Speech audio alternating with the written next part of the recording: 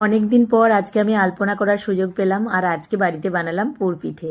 Good morning everyone. আজ তো বৃহস্পতিবার, তাই সকালেই রাজবাবুকে চাটা বানিয়ে দিয়ে ফটাফট করে কয়েকটা রুটি বানিয়ে নিয়েছি, কারণ সবাই বললো রুটি খাবো।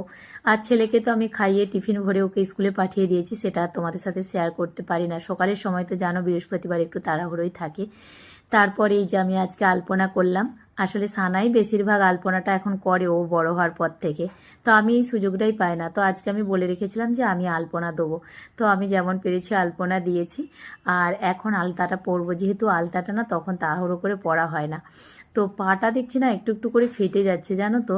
জানি না আলতাটা কন্টিনিউ এই বৃহস্পতিবার করে পড়ছি বলে এই মাসে, অঘ্রাণ মাসে, তো পাটা দেখছি হালকা ফেটে যাচ্ছে। যাই হোক, রাজবাবু বাজার থেকে এগুলো নিয়ে এসেছে। আজকে সন্ধ্যেতে আমি পুর পিঠে বানাবো। আসলে প্রথম বৃহস্পতিবার থেকে অঘ্রাণ মাসের আমি ভাবছিলাম যে পিঠে বানাবো বানাবো, আর বানানোই হচ্ছিল না। তো আজকে ভাবছি বানিয়ে নেবো। তো দুপুরে খাবারটা নিয়ে নিয়েছি, দুটো রুটি আর গাজরের হালুয়া, তার সাথে খেজুরের গুড়।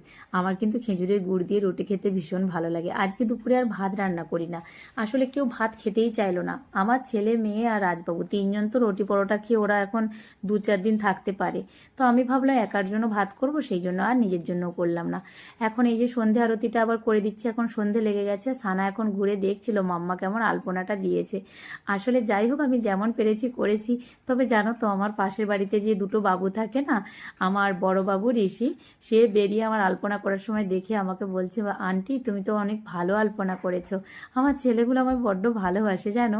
আমি যাই করি ওদের তাই ভালো লাগে। যাই হোক, এখন এই যে পিঠে করবো, একটা নারকেল ভেঙে নিয়েছি, বাঁধাকপিটাও কেটে নিয়েছি।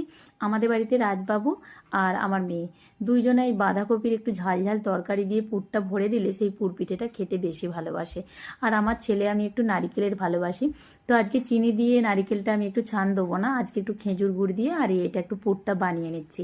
তো নারিকেলটা এরকম একটু ভাজা ভাজা করে নিলে না খেতে বেশি ভালো লাগে।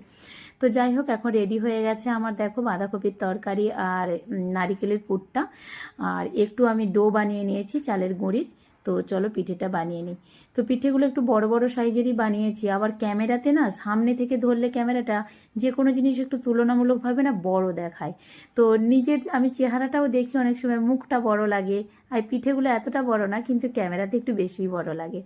যাই হোক, আমি প্রথমে নারিকেলের বানিয়েছি আর একা হাতে বানাচ্ছিলাম, তো ওই জন্য একটু তাড়াহুড়ো করে বড় সাইজেরও হয়েছে বা তুলনামূলকভাবে। তো এখন আমার রেডি হয়ে গেছে। আর সানাকে, বাবুকে খেতে দিয়ে দেবো। রাজবাবুও চলে এসেছে, তাকেও খেতে দিয়ে দেবো। তো চলো, আজকের মতো সবাইকে টাটা। আর আজকের মতো সবাইকে গুড নাইট। আবার মিলবো নতুন একটি ভিডিওর সাথে।